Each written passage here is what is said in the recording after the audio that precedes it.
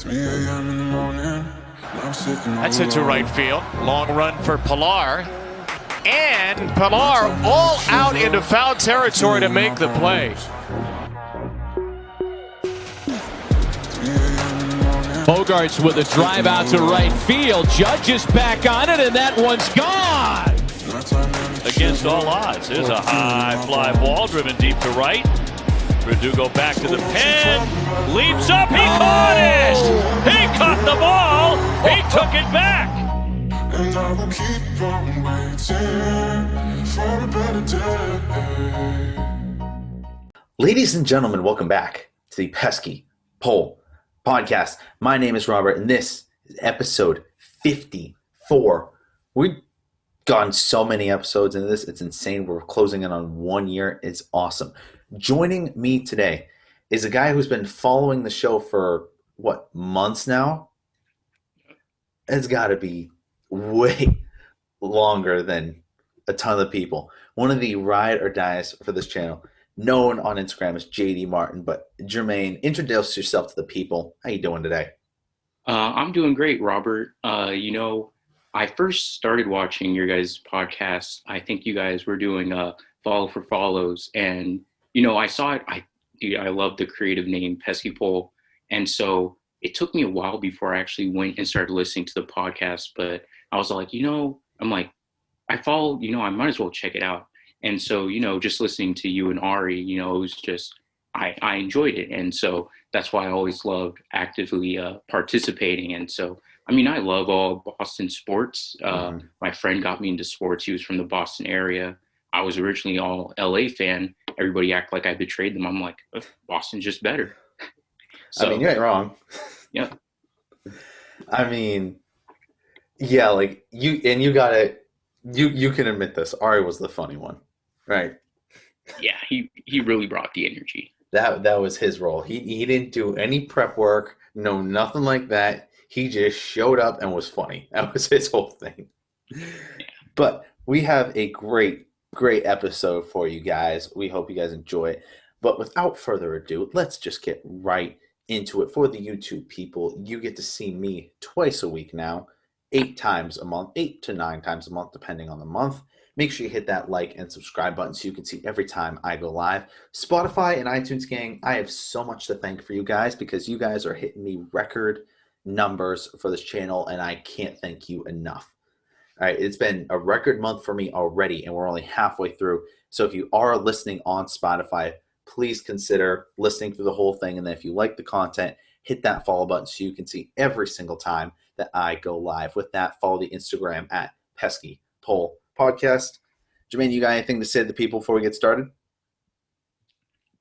Not much. Just, I know the focus is baseball, but how about those Bruins? We're steamrolling. So, make sure you're still watching those Bruins games. Mm-hmm. I'm gonna be honest.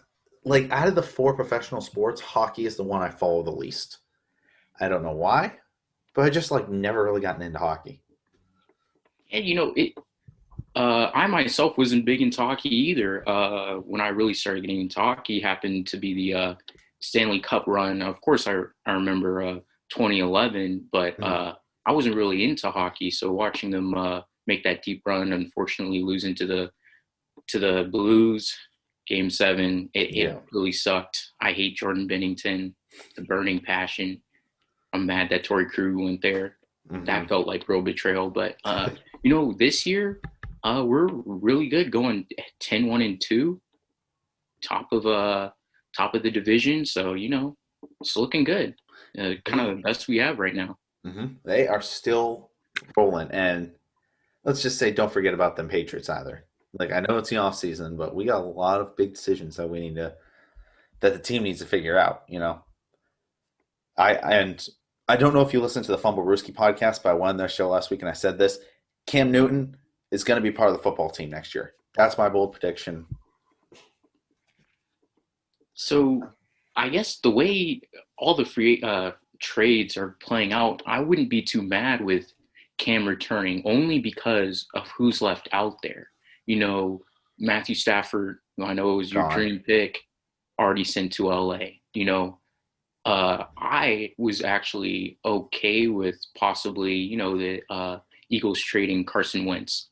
I was okay with it.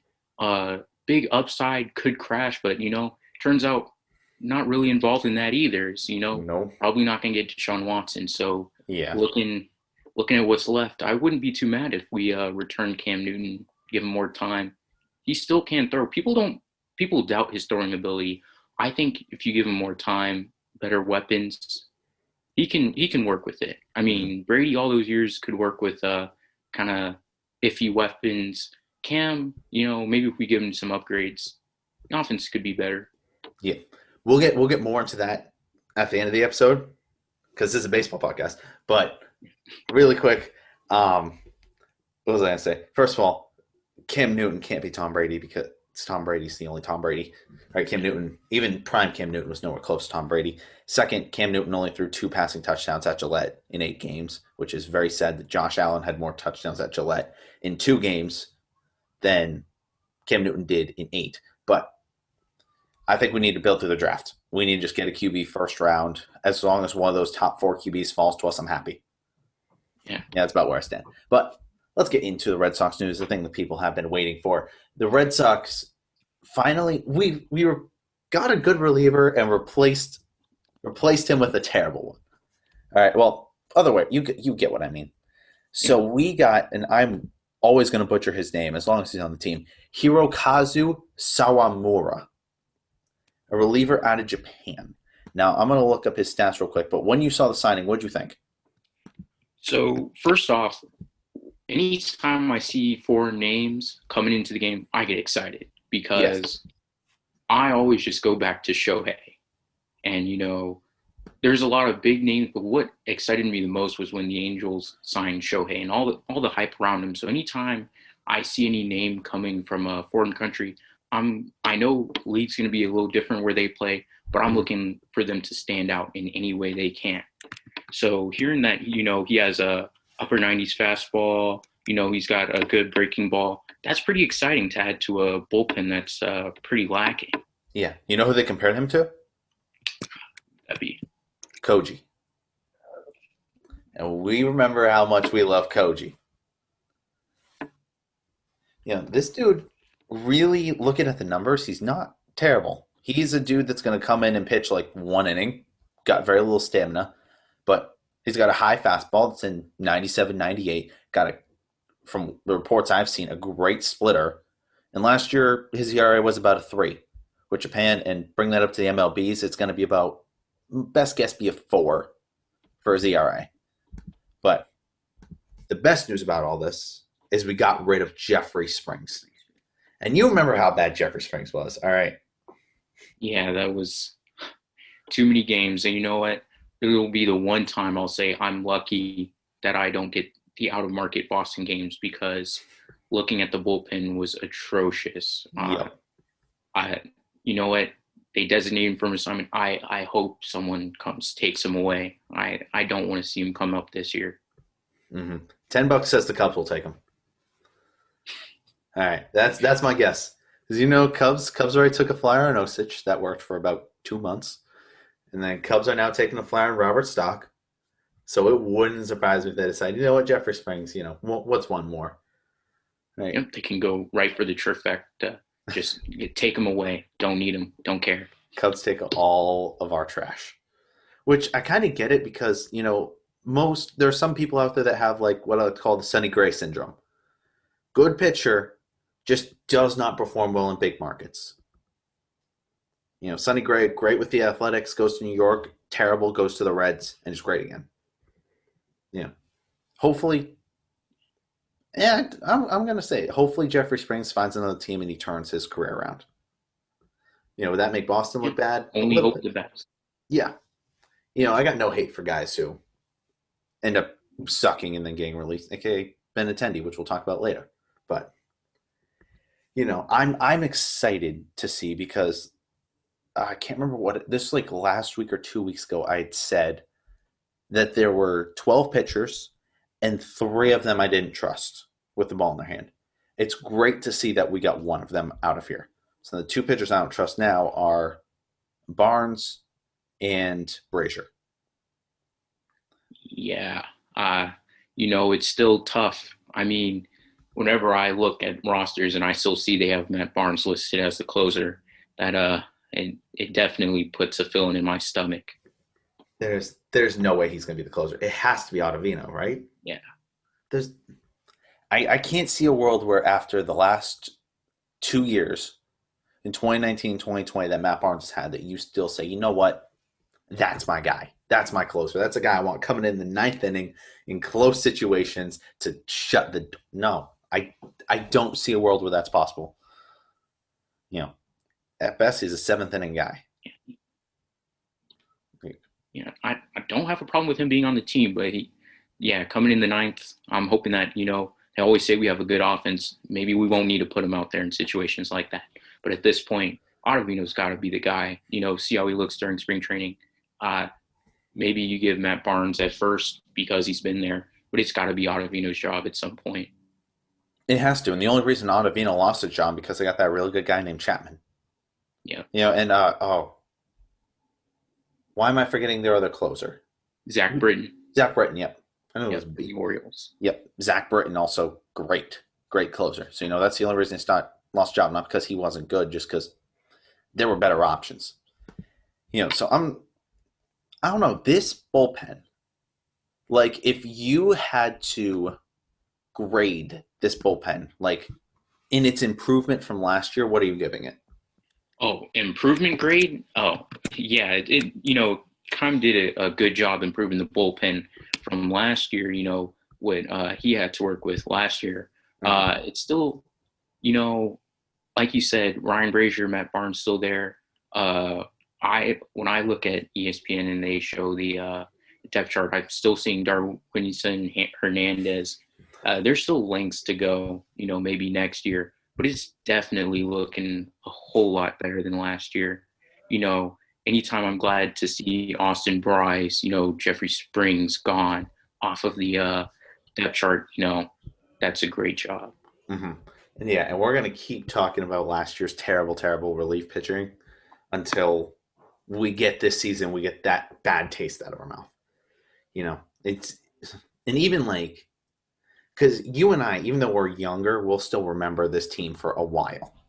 We're still going to remember how bad 2020 was for the Red Sox, how we just sucked in every caliber that wasn't offense related.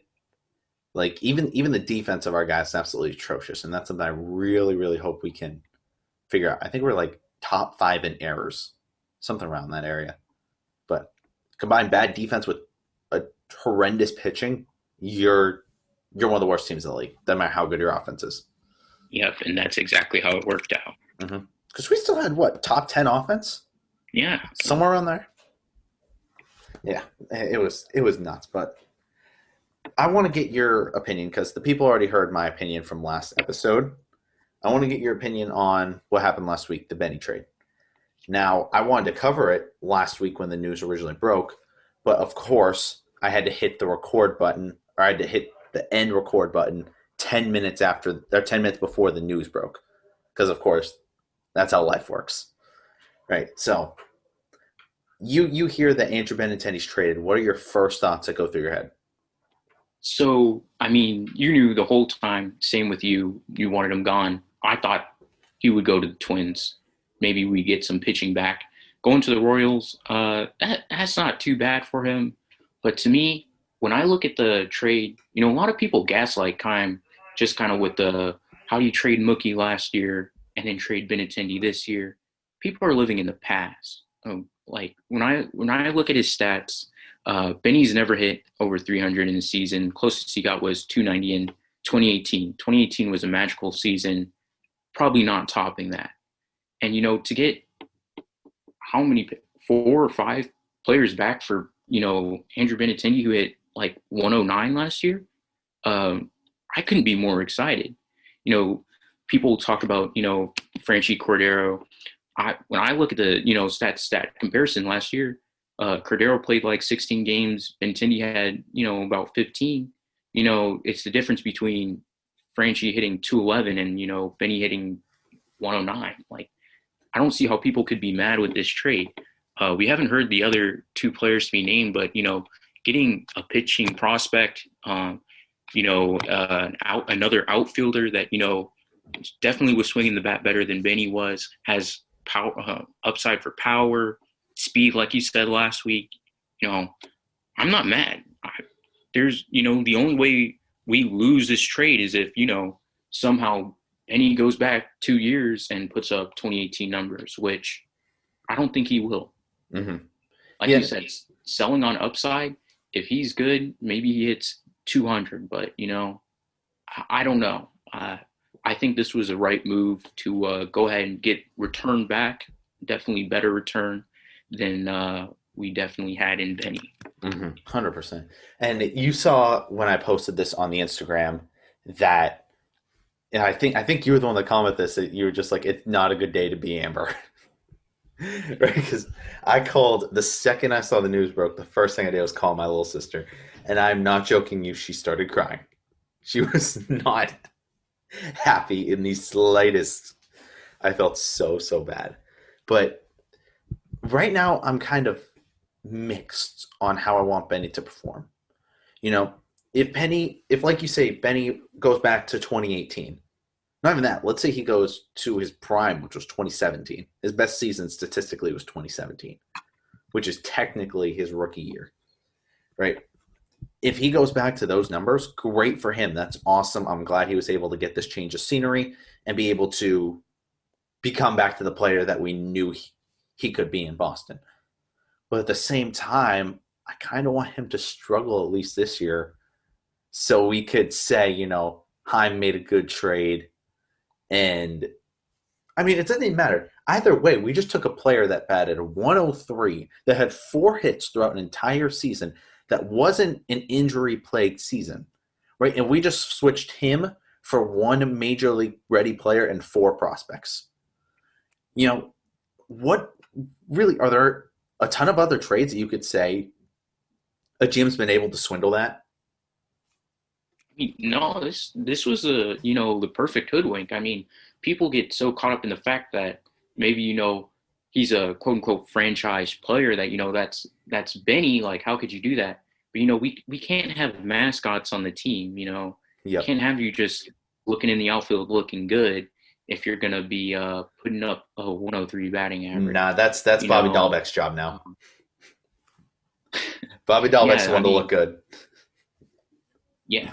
So, I mean, this is the perfect trade. I mean, I don't know if Keim could have did a better job. I mean, if asking any more than 4 prospects, like you said, another outfielder that can take Benny's spot, possibly, maybe have Chavison left or Frenchie or, even Marwin Gonzalez, if you decide to. But, replacing, fringe average Benny with, someone equal or, with greater upside with those 4 prospects tagging along, even though we had to send money with Benny, I think Keim won this trade. Mm-hmm.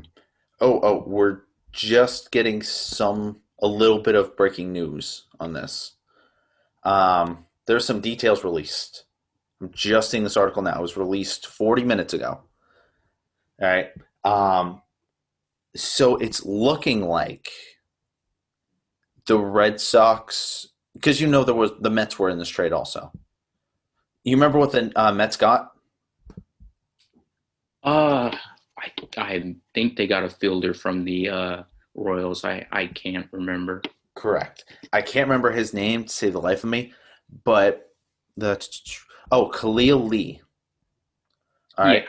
Khalil Lee used to be a top prospect in the Royals organization, but what happened was Heim basically made 2 different trades. It wasn't a 3-team deal.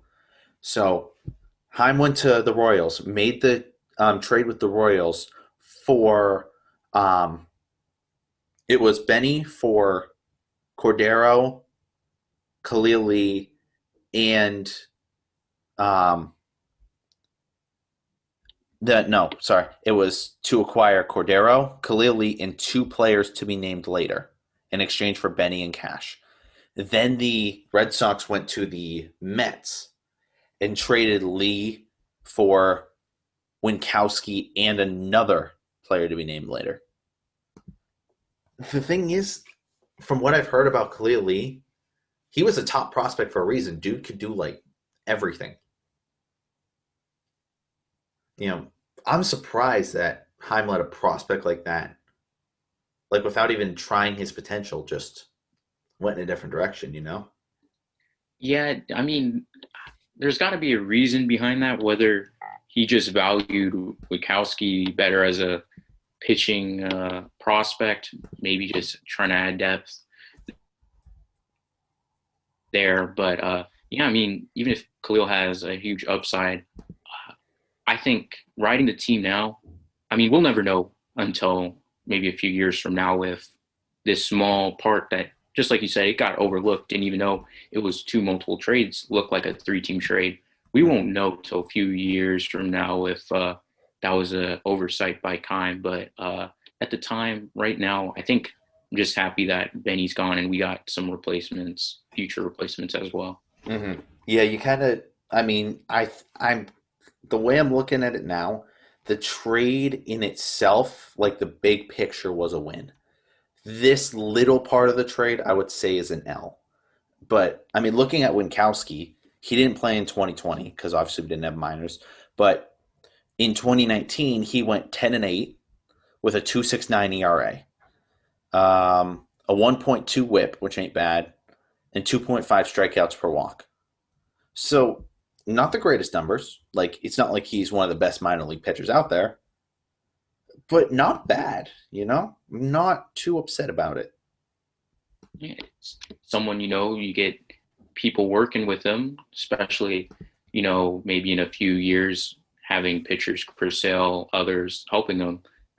I mean, you can go from just average to, having good development. I can't be mad at it. Mm-hmm. No, absolutely. And we've seen how Heim works with prospects. He's good with prospects. He's proven that throughout his time. Right.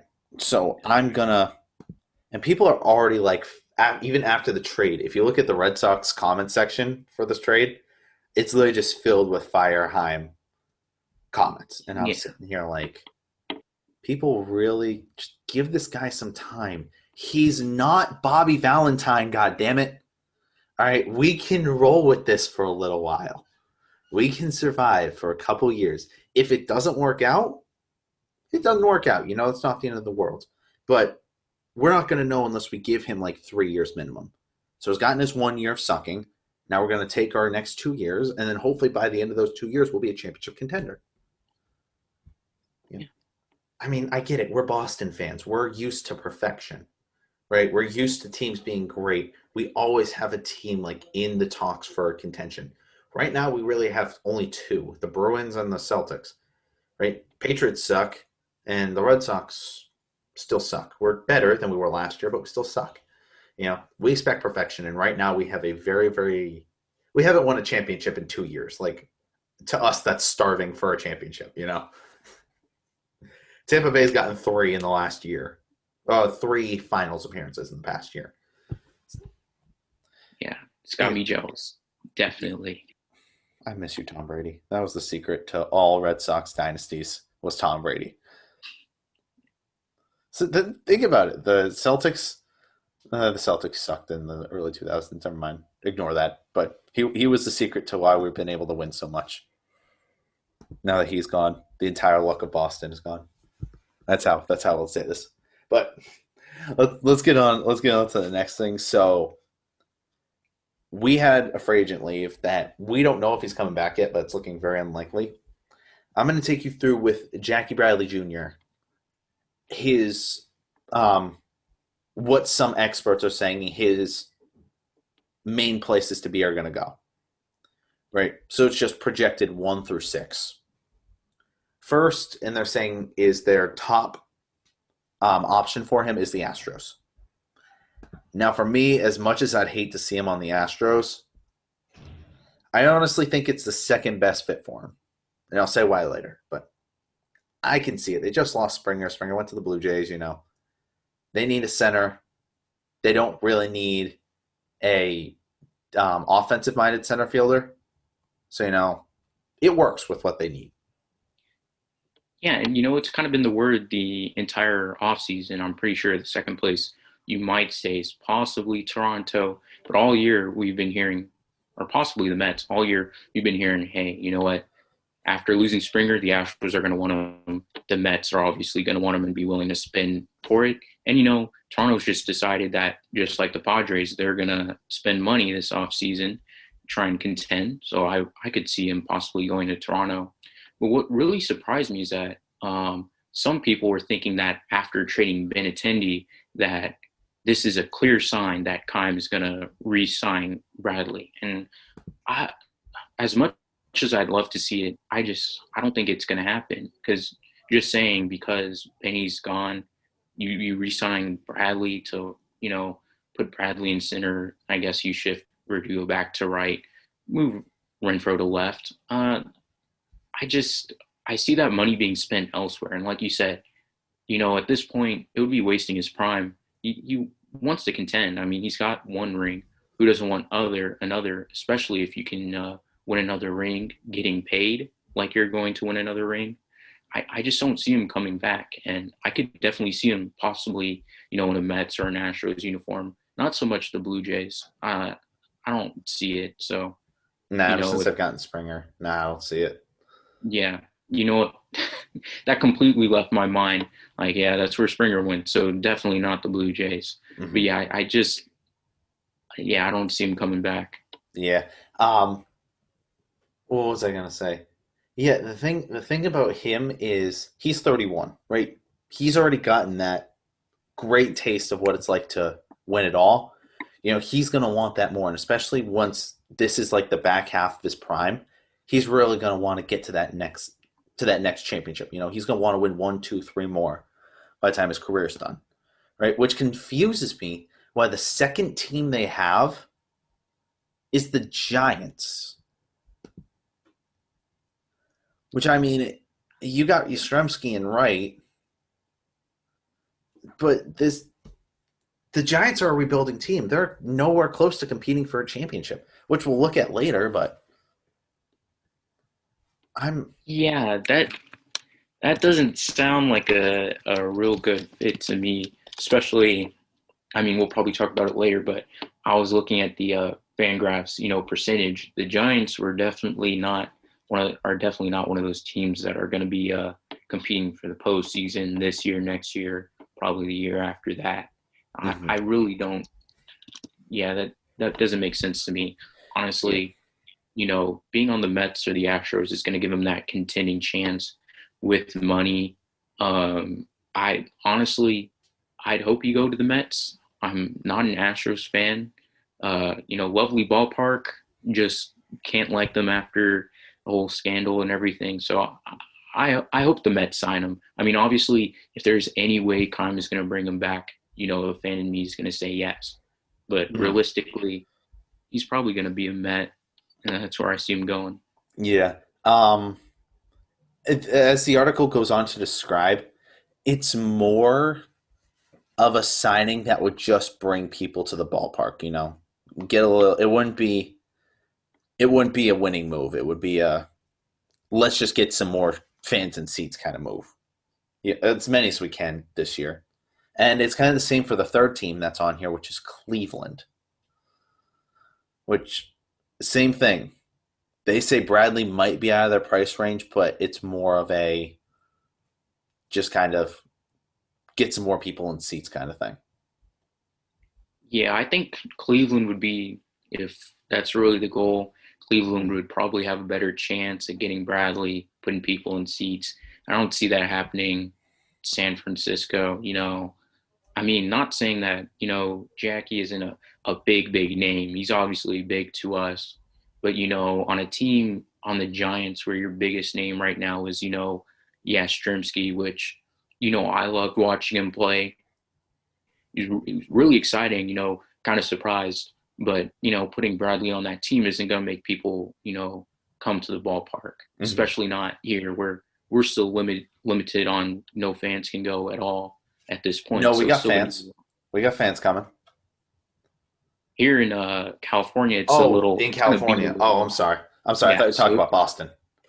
Yeah, it's gonna be a while before San Francisco is even gonna be putting people in seats. So which is sad. Yeah, It's still because if it really comes down to buying Bradley just to fill seats, it's got to be Cleveland. But even then, like they said, it's not in their price tag. They're clearly sellers this offseason sending Lindor. You can't send Lindor to New York and then say, oh, we're bringing in Jackie to, fill in seats. It's not going to happen. Yeah, no, I can completely see that. But my question is, why they put those above these other teams? Because the fourth team they say is us, and I'm like, yes, I see us as like his number 4 spot, but I'd see like the Mets and Yeah. maybe I don't know, like another contending team above that. Maybe even the Phillies would want to throw him an offer, but they say we're the 4th best team behind the Giants and the Indians. Which at this point, I don't even think it makes sense to bring him back because we have now Franchi, Verdugo, Renfro, Marwin Gonzalez, and who am I forgetting? Possibly Chavis if you want to play him left. Chavis maybe in the outfield, Kike Hernandez maybe in the outfield. I swear we signed one more of them forgetting, but you know. And you remember I was saying this at the end of the other episode, right? The outfield from 2016 or 2016, 2017 to the day Mookie got traded, right? That was a symbol for like us like growing out of like this next phase of Red Sox baseball. You know, we're getting into the 2020s now. 2020 was the end of that championship team phase. We now need to rebuild and just get to the next phase. And I honestly think it's kind of poetic that Mookie and Benny were traded on the same day, exactly 1 year apart.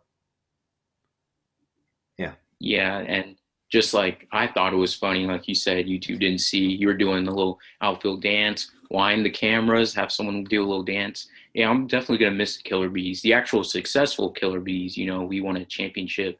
Steelers Yes. definitely did it.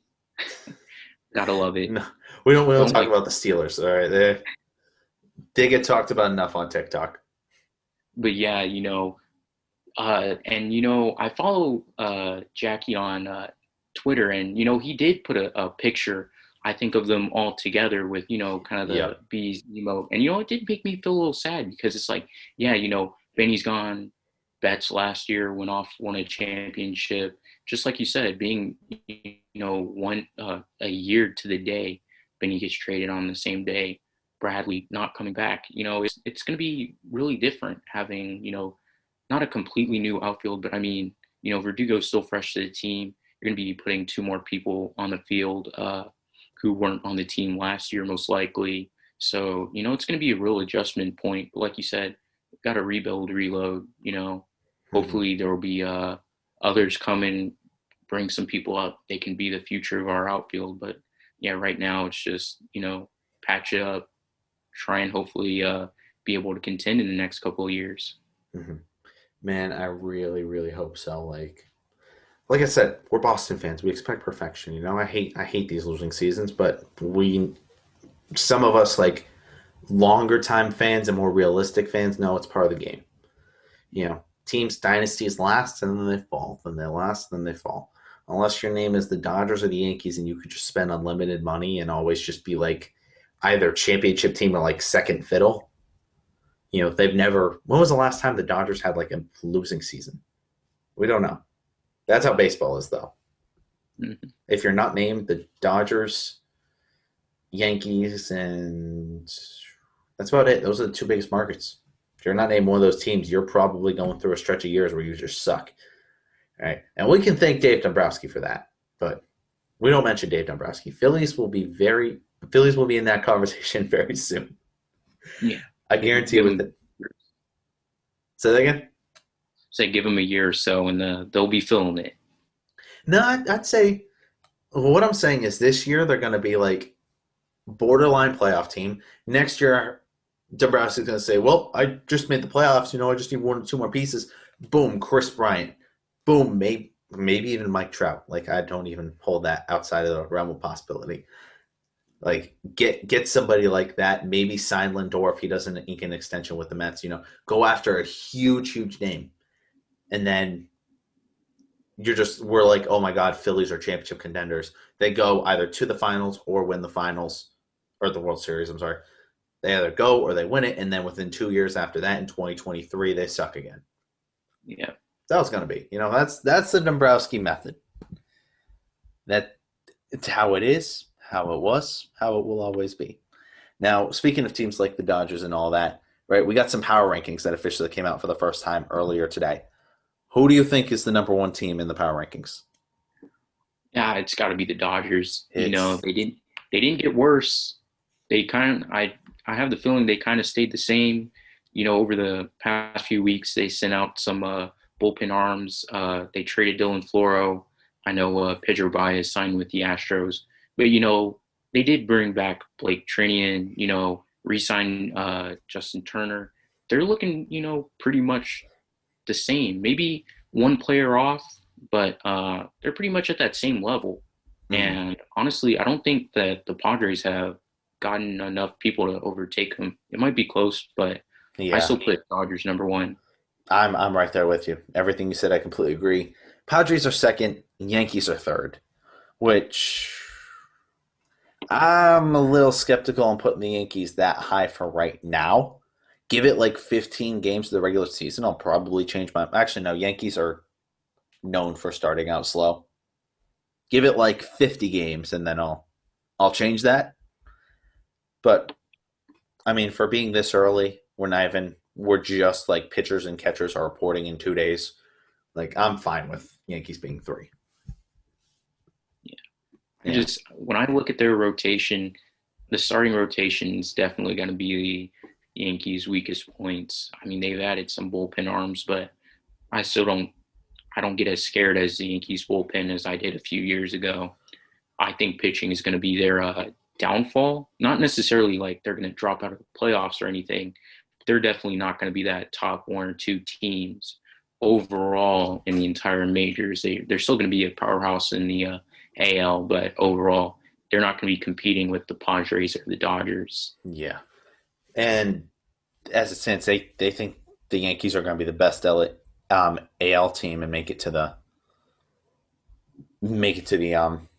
World Series. But let me ask this: out of the Yankees, Braves, and Mets, rank those 3 for me. In your own personal opinion. In my personal opinion, Braves first. The Braves are real scary. Really? I think so. The past 2 years, right? They go to the NLCS last year. They choked. That sucks on hardcore. Them. Yeah. They got up on the Dodgers. That was all they could have asked for, and then choked. The year before that, I think it went to Game 5 against the Cardinals. They lost in blowout fashion in the first inning, devastating for them. But the Cardinals end up getting swept by the Nationals. So to me, basically they're at that level where they probably could have made the NLCS last year. So to me, when I think of them, maybe not necessarily, how they're built right now, but they still have all their pieces. They got Ozuna back. They still have Acuna is really good. Their bullpen, or not their bullpen, the rotation is still really good.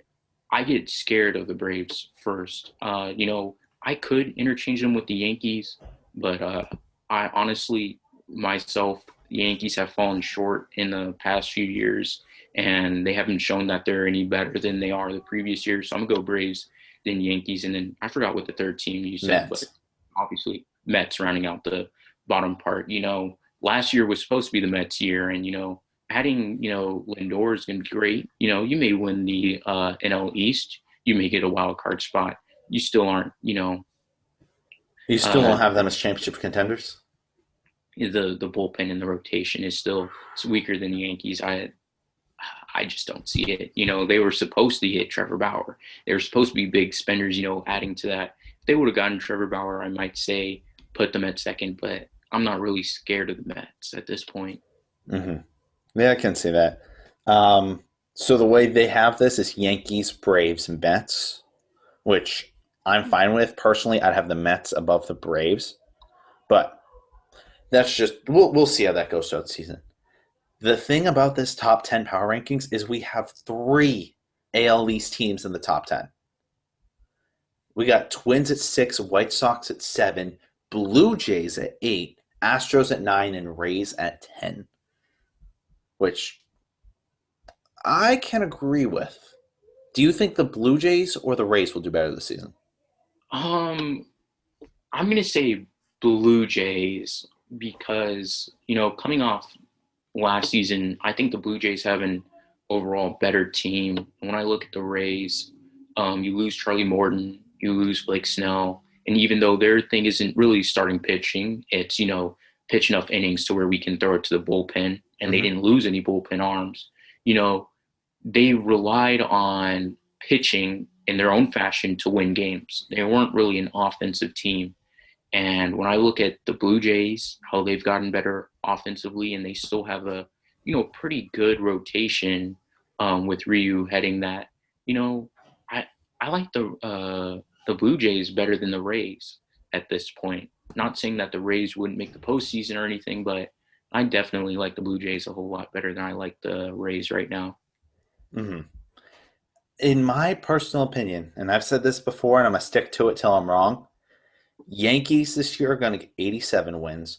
The Blue Jays and the not the Orioles. Screw the Orioles. The Rays are going to tie at 82 wins. Red Sox are going to get 75. Orioles are going to get 63, maybe.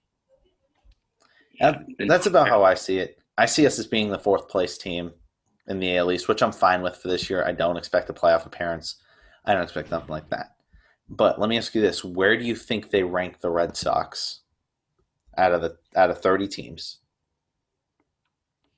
Well, after what we had last year, practically being, I can't remember if it was second or third worst, but like second or third worst in the AL, we got a little bit better overall. I can think of a lot of teams that are in a worse off situation than us. I think we have to be somewhere between 15 and 17. I'll say 17. Oh, you're so close. It's 15. 15. They got us right in the middle. Right? They got us as the most average team in the MLB, which last year they had us at 17. And we obviously weren't the 17th best team. Yeah. But in that same sentence, they had the Marlins as 3rd to worst. Yeah. So, these power rankings could be insanely wrong. We can either be so much better or so much worse. But if they MLB put out a post saying the percentage chance of each team to make the playoffs. Now, in the NL West, Dodgers and Padres have the most. Dodgers having like a 97% chance. Padres having a 93%. NL Central's kind of up in the air between Cardinals, Brewers, Cubs, and Reds, which I can see. The Pirates suck. Mets and Braves, they're saying are going to make it out of the NL East. With the Nationals having a slight chance, but not really. AL West, they have the Astros winning that division with the Angels and Athletics fighting in there for the wild card spot or the second place spot. AL Central, they got the Twins and White Sox fighting for it. And then in our division, they have the Yankees with a 92% chance.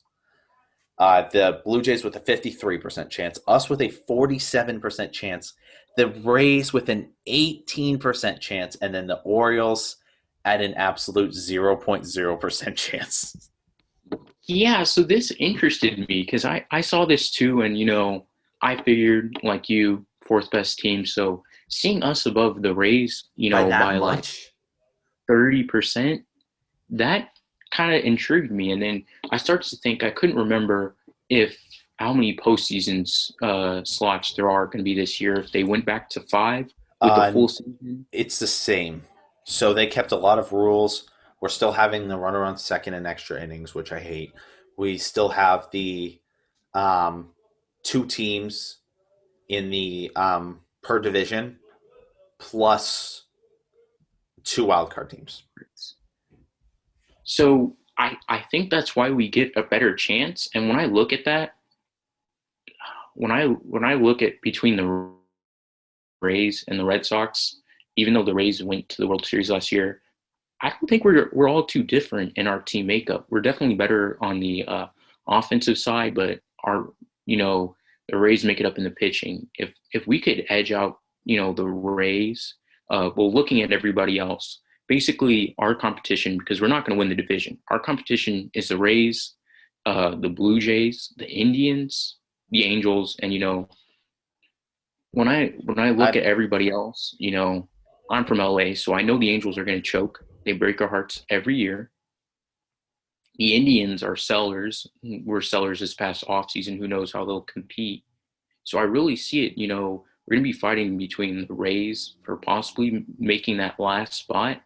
And to me, it doesn't really matter if we make that spot or not, because even if we make that spot and somehow, I mean, I could see us beating the, top ranked team in the AL in the wild card and, a 3-game set. We aren't making it much far past that. So honestly, myself, it would be great if we made it to the postseason. I don't think it changes anything because we won't have a deep run. But it really did surprise me putting us at 47% to make the playoffs. That's kind of it was surprising. Seeing 0% for the Orioles wasn't surprising, but seeing 47% for us definitely was. Mhm. Yeah, and I completely agree with you. And I apologize for any background noise. People outside my door don't know how to shut up. And you're in college too, right? You in high Uh, on my way, yeah, last your year. your last year in high school.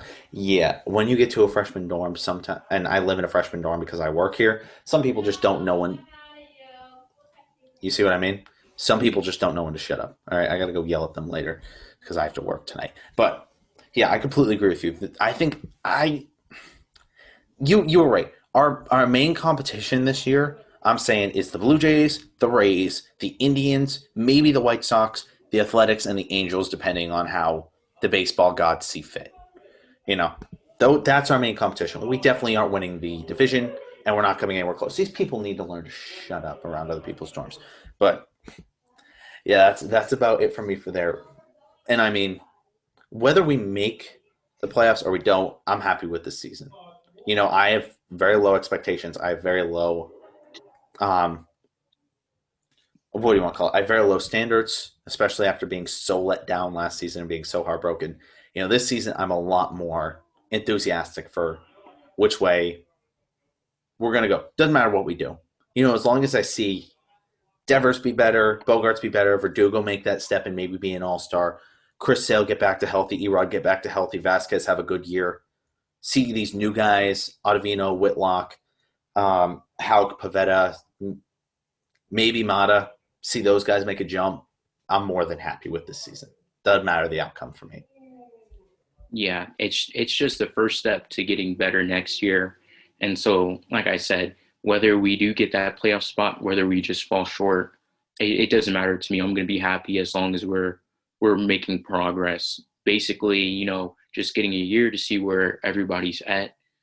Some of these 1-year piece people probably won't be here next season, and so I'm not going to be too invested in how a Hunter Renfroe does. But seeing how our core players, like you said, Bogarts, Devers, JD will probably not be in our future, but just liking him as a player, maybe see him step up this year. It'll be great to see how we're looking for the 2022 season. Mm-hmm. And that's what mainly we got to look forward to is the 2022, 2023, 2024 seasons. 2022 we make the playoffs. 2023 and 2024 we compete for a World Series. That's the way I'm looking at right now. Hopefully that's the way it goes. But I got to end up running soon, so we got to end the episode kind of quick. One last sad piece of news. Albert Pujols might call it a career after this season. I mean, he's 41 years old. And he said, right now, I don't have a plan to play for the future. I've worked all winter to be ready for the first day of training. I will take this year day by day without creating expectations. These are things that happen you just cannot control. I will try not to think about the future, but what I can do now for this organization, my body will dictate what I should do later. that to me sounds like a guy who doesn't want a retirement parade. You know, Albert Pujols is one of the greatest players we've seen throughout our lives, right? He's been in there, and that's just a name that's been consistently up there for us. You know, he's been a guy that we know is very humble, isn't one to go for the limelight, just like David Ortiz. But David Ortiz was such a perennial player, he deserved kind of a retirement parade.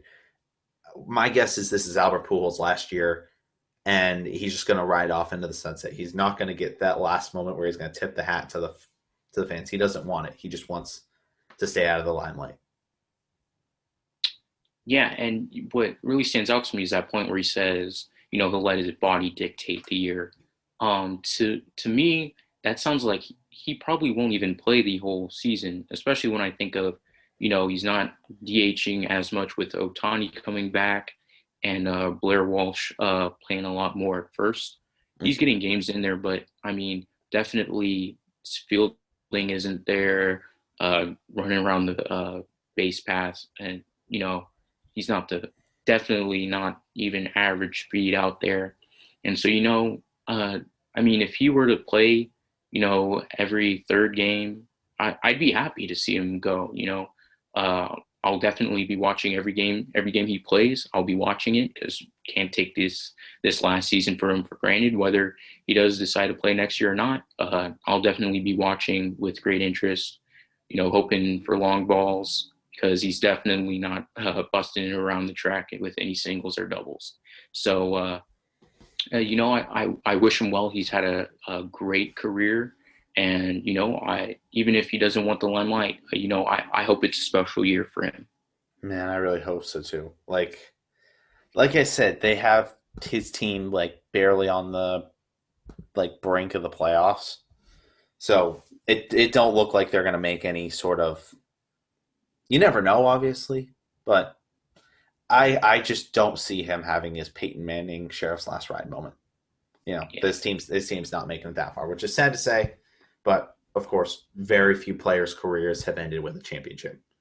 That's just not really how the storybooks end. But with that being said, I do have to go very soon, so we will wrap up the episode. Before we go, I know I'm putting you on the spot because I forgot to say this before we started. Give me one positive thing that's happened this week to you. Either personal for you or something in the sports world. My one rule is just it doesn't involve baseball. Oh, well, my thing would be that I got accepted into my first college at Cal Let's Baptist. go. Kind of very that. I know when you dang, now, of course, I'm not going to remember. I think Garrett Richards is from Riverside, and then it was a shortstop. Of course, now I'm going to Christian Koss. Christian Cross was from Riverside. That school's in Riverside. I'm not too far from Riverside. So it's nice, you know, getting that first acceptance, knowing I can stay somewhere near home and be in an area. You know, a lot of our guys actually come from Riverside. So, you know, it's nice. It's one of those things, I didn't say it then, but I was kind of, every time I heard Christian Koss or saw Garrett Richards, I heard Riverside, I was all like, yeah, that, you know, that's us out here. So, yeah, that's my news for this week. That is amazing, man. Congratulations. Like, I know how it is to get that first acceptance letter. It's just such a relief off your shoulders, ain't it? Yeah. And how big was the school for you? Like, where was it in your rankings? Oh, it was definitely number 2. Great program there. Nice. What major are you thinking going into? Architecture. Ooh, nice. Way to be. Hey, congratulations for you, bud. Let's see. I kind of already said my thing, but like I said, we just hit record numbers for Spotify and iTunes. YouTube, I mean, we don't have a ton of views on YouTube when it comes to it, but hey, I'm not complaining. I got, you know, like the same consistent, I would say 15 to 20 people that watch my show every week. I couldn't be more happy with that. You know, it makes me happy knowing that there's at least like 15 people out there that sit here and watch my show every single week. It couldn't make me happier. You know, we made record numbers for Spotify. I'm hoping to get to, my goal is 400 by the end of the month. We got 12 days to get about 180 more views on the Spotify. And I believe we can do it. I'm ready for it. and I'm ready to see what lies ahead for this brand in general. But with that being said, you got anything else to say to the people before we go? Just keep listening. Robert puts in a whole bunch of work to make sure these episodes come in, working around a busy college schedule. So, definitely enjoy listening twice a week. And I know everybody else out there does. And so keep up the work because we definitely appreciate it. Man, and you don't know, because like I said, you've been here for months. You were for the longest time, I know you were my one person that would consistently listen to our episodes. And I would tell Ari that, and we were so excited that we had at least one person that we know would listen to our episodes every single week. And that honestly meant the world to us, and it starts with one, and we slowly just keep building that audience, keep doing the thing that I love to do. And we're going to get more people.